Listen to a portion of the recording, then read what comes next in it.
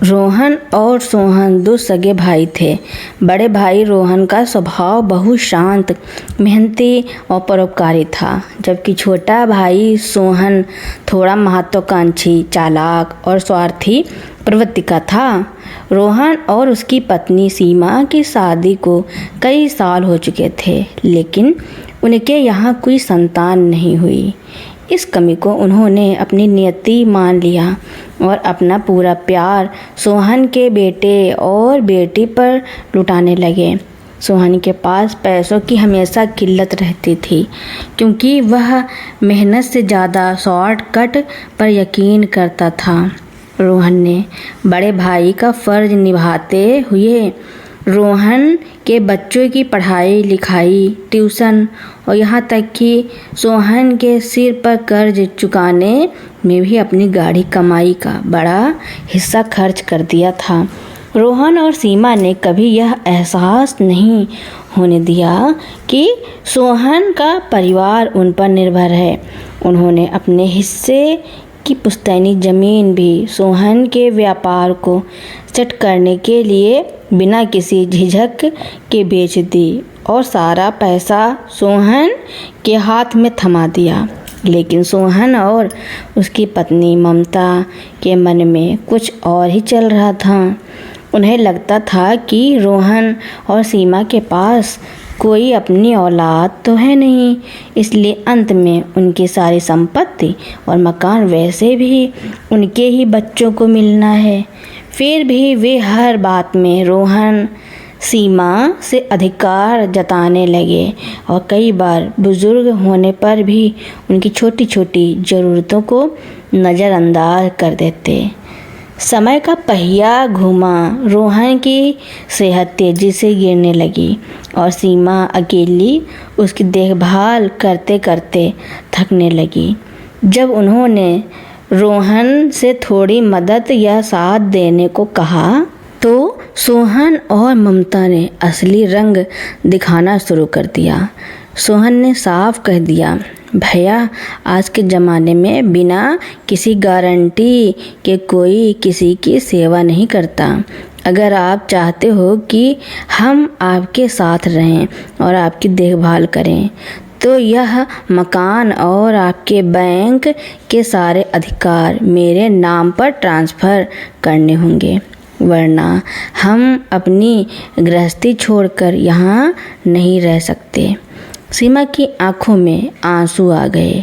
उसने कहा, सोहन, हम तो तुम्हें अपने बेटे जैसा मानते हैं। हमारे पास इस घर के अलावा बचा ही क्या है। लेकिन सोहन और ममता का दिल नहीं पसीजा। मजबूरन रोहन और सीमा ने अपना मकान और बची खुची जमा पूंजी सोहन के नाम कर दी, यह सोचकर कि कम से कम बुढ़ापे का सहारा तो मिल जाएगा। मकान अपने नाम होते ही सोहन और ममता का रवैया पूरी तरह बदल गया। कुछ ही महीनों बाद जब रोहन की बीमारी और बढ़ गई तो सोहन ने एक दिन घर में नया ड्रामा खड़ा कर दिया। सोहन ने एक वृद्धाश्रम के कागजात लाकर रोहन और सीमा के सामने रख दिए और बोला, भैया और भाभी, अब आप दोनों यहाँ से चले जाइए। मैंने शहर के एक अच्छे अपना घर वृद्धाश्रम में आपके रहने का इंतज़ाम कर दिया है। 6 महीने का एडवांस भी दे दिया है। अब हमारे बच्चे बड़े हो रहे हैं, उनकी अपनी ज़रूरतें हैं और हम आपकी दिन रात सेवा नहीं कर सकते। रोहन और सीमा का कलेजा फट गया। रोहन ने कांपते हाथों से कहा, सोहन, जिस घर को मैंने सींचा, जिस ज़मीन को बेचकर तुझे खड़ा किया, आज तू उसी घर से मुझे बेघर कर रहा है। ममता ने बीच में तंज कसते हुए कहा, अब पुरानी बातें रोने से क्या फ़ायदा। घर कानूनी रूप से हमारा है और कानूनन आप यहाँ नहीं रह सकते। गाड़ी बाहर खड़ी है, चुपचाप निकल जाइए। बेबस और लाचार रोहन और सीमा अपनी गठरी उठाकर उसी वृद्धाश्रम में चले गए। उधर सोहन और ममता उस बड़े मकान में शान से रहने लगे। उन्होंने रोहन की सारी जमा पूंजी और मकान बेचकर मिले पैसों से अपने बेटे की ऐशो आराम की ज़िंदगी और बिजनेस पर खर्च कर दिया। समय बीतता गया। सोहन और ममता का बेटा तरुण अब युवा हो चुका था और उसकी शादी भी हो चुकी थी। तरुण और उसकी पत्नी आधुनिक विचारों वाले थे और वे अपने माता पिता के पुराने तौर तरीकों से चिढ़ते थे। तरुण ने एक दिन अपने माता पिता के सामने जिद रख दी, पापा, यह पुराना घर अब आउटडेटेड हो चुका है, इसे बेचकर शहर के पास इलाके में एक नया मॉडर्न डुप्लेक्स लेना है। वह घर मेरे नाम पर होगा क्योंकि सारी कागजी कार्रवाई और आधुनिक इंटीरियर में अपने हिसाब से कराऊंगा। सोहन ने विरोध करना चाहा तो तरुण ने कड़े शब्दों में कह दिया, अगर नया घर चाहिए और शांति से जीना है तो चुपचाप यह घर मेरे नाम पर ट्रांसफ़र कर दीजिए। बुढ़ापे में मैं आपकी सेवा करने के लिए 24 घंटे घर पर नहीं बैठा रहूँगा। सोहन और ममता सन्न रह गए। उन्हें अपने ही बेटे के मुंह से वही शब्द सुनने को मिले जो उन्होंने कभी अपने बड़े भाई रोहन से कहे थे। ममता ने रोते हुए कहा, तरुण, हमने तेरे लिए क्या क्या नहीं किया और तू आज हमारे साथ ऐसा कर रहा है। तरुण ने हंसते हुए जवाब दिया, माँ, जो संस्कार मैंने घर में देखे और सीखे वही तो कर रहा हूँ। जब आप लोगों ने अपने बड़े भाई और भाभी को बिना सोचे समझे घर से निकाल दिया था तब आपको उनके आंसुओं की याद नहीं आई। अब मुझसे उम्मीद मत रखिए। मजबूरन सोहन और ममता को अपना पुराना घर बेचना पड़ा और नया घर तरुण के नाम करना पड़ा। नए घर में शिफ्ट होने से ठीक एक दिन पहले तरुण ने एक कैब बुलाई और माता पिता को थमाते हुए एक पर्ची बोली, पापा, मैंने आपके रहने का इंतज़ाम शहर के एक वृद्धाश्रम में करवा दिया है। 6 महीने का पैसा मैंने भर दिया है, आगे का आप संभाल लेना। अब हमारी प्राइवेसी में दखल मत दीजिए।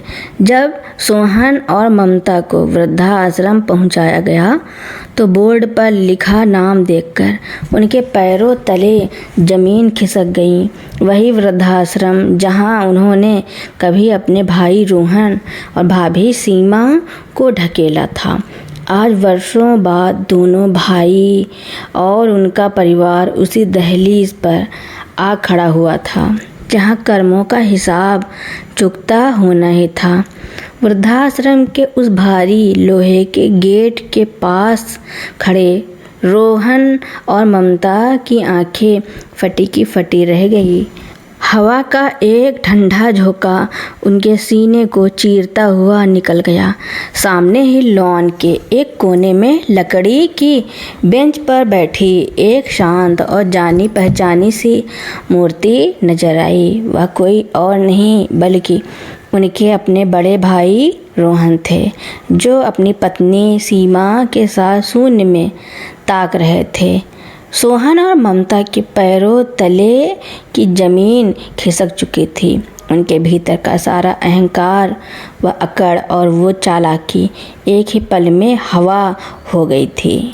सोहन के मुंह से सिसकी निकल पड़ी, भैया। रोहन ने अपनी धुंधली और थकी हुई आंखें उठाकर देखा। सामने खड़े कांपते हुए सोहन और ममता को पहचानते ही उनके चेहरे पर कोई क्रोध या द्वेष नहीं बल्कि एक गहरी और दर्द भरी मुस्कान तैर गई। रोहन ने धीरे से अपने दोनों हाथ जोड़े और कहा, आ गए सोहन, बैठो।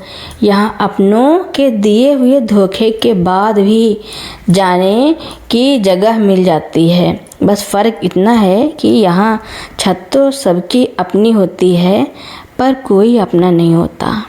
सीमा ने आगे बढ़कर कांपती हुई ममता को गले से लगा लिया। दोनों बहुओं के वह सारे घमंड और बेटों के वह सारे वादे उस वृद्धाश्रम की चार दीवारी के सामने दम तोड़ चुके थे। ममता फूट फूट कर रोने लगी और बोली, दीदी, हमारे कर्मों का फल हमें इतनी जल्दी और इस तरह मिलेगा हमने कभी सोचा भी नहीं था। सीमा ने ममता के आंसू पोंछते हुए बहुत ही शांत स्वर में कहा, जो बीज तुम दोनों ने हमारे साथ बोया था वही फसल आज तुम्हारे बेटे ने काट कर तुम्हारे सामने रख दी है। प्रकृति का नियम बड़ा अटल है सोहन, यहाँ किसी का उधार नहीं रखा जाता। शाम ढल रही थी। वृद्धाश्रम के उस छोटे से कमरे में अब 4 ऐसे लोग बैठे थे जिन्हें अपनों ने ही बेगाना कर दिया था। सोहन और ममता को अब समझ आ गया था कि दौलत, मकान और छल कपट इंसान को सिर्फ कुछ वक्त का सुख दे सकते हैं, लेकिन जो सच्चे सुकून रिश्तों और अपनों के प्यार में होता है उसकी कोई कीमत नहीं होती। उधर शहर के उस चमचमाते नए डुप्लेक्स में तरुण अपनी पत्नी और बच्चों के साथ खुश होने का दिखावा तो कर रहा था, लेकिन उसके भीतर कहीं ना कहीं यह खौफ सुलग रहा था। कल जब मेरे बच्चे बड़े होंगे तो क्या वे भी मेरे साथ यही करेंगे? क्योंकि कर्मा का पहिया कभी रुकता नहीं, वह घूमकर अपनी सही जगह पर आ ही जाता है। वृद्धाश्रम के उस छोटे से कमरे में कुछ दिन ऐसे बीते मानो जिंदगी का हर एक दिन किसी सदमे की तरह कट रहा हो। सोहन और ममता को अब अपनी गलती का हर पल एहसास हो रहा था। जिस अहंकार और धोखे के सहारे उन्होंने रोहन और सीमा का आशियाना छीना था, आज वही अहंकार उनकी अपनी ही औलाद के हाथों धूल में मिल चुका था। उधर शहर के उस पास डुप्लेक्स में तरुण अपनी पत्नी और बच्चों के साथ रह तो रहा था, लेकिन उसके घर का सुकून जैसे कहीं गायब हो चुका था। आए दिन घर में कलेश रहने लगा। तरुण की पत्नी बच्चों के सामने ही उसे ताने देती कि जो इंसान अपने माँ बाप का सगा नहीं हुआ वो मेरा और मेरे बच्चों का क्या होगा। तरुण के भीतर एक अजीब सा डर और तनाव घर करने लगा था। उसे हर वक्त यह चिंता सताने लगी थी कि कहीं उसके बच्चे भी बड़े होकर उसके साथ वही सलूक ना करें जो उसने अपने माता पिता के साथ किया था। वह अंदर ही अंदर घुट रहा था, लेकिन अब पछताने के अलावा उसके पास कोई रास्ता नहीं था। एक दिन तरुण से रहा नहीं गया। उसे बार बार अपने माता पिता का वो रोता हुआ चेहरा याद आ रहा था जब उसने उन्हें घर से निकाला था। अपराध बोध के मारे उसका दम घुटने लगा। उसने अपनी पत्नी से कहा, मुझसे बहुत बड़ी गलती हो गई है। जिस माँ बाप ने मुझे पाल पोस कर काबिल बनाया, मैंने उनके बुढ़ापे में उन्हें सड़क पर लाकर खड़ा कर दिया। अगर मैंने अपने ताऊ जी के साथ अन्याय करने वाले पापा का साथ दिया तो आज मेरा बेटा भी वही सीख रहा है। पत्नी ने भी अपनी गलती महसूस करते हुए कहा, हाँ, हमें पाप लग रहा है। हमें अपने माता पिता को वापस ले आना चाहिए। अगले ही दिन तरुण अपनी पत्नी और बच्चों को लेकर उसी वृद्धाश्रम आखिरी सहारा जा पहुंचा। जब तरुण ने वृद्धाश्रम के गेट से अंदर कदम रखा तो उसकी नज़र एक पेड़ के नीचे एक बेंच पर बैठी 4 मूर्तियों पर पड़ी। रोहन, सीमा, सोहन और ममता चारों चुपचाप बैठे थे, जैसे जिंदगी की किसी नई सच्चाई को स्वीकार कर चुके हों। तरुण दौड़कर अपने पिता सोहन के पैरों में गिर पड़ा और फूट फूट कर रोते हुए बोला, पापा मुझे माफ़ कर दीजिए, मुझसे बहुत बड़ा पाप हो गया है। मैंने आपके साथ जो किया उसकी सज़ा मुझे मिलने लगी है। चलिए मेरे साथ घर चलिए। सोहन ने अपने बेटे को उठाया। उनकी आंखों में आंसू थे, लेकिन इस बार वे गुस्से के नहीं बल्कि आत्मग्लानि के थे। सोहन ने कहा, बेटा हम तो अपने कर्मों की सज़ा भुगत रहे हैं, लेकिन तूने सही वक्त पर अपनी गलती मान ली, यही बहुत बड़ी बात है। पर सवाल यह है कि क्या हम अपने बड़ों से माफ़ी मांगें बिना चैन से जी सकते हैं?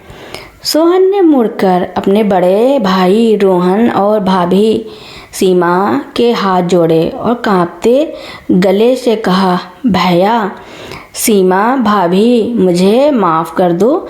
मैंने आप दोनों के साथ जो छल किया था, भगवान ने मुझे उसी की सज़ा दी।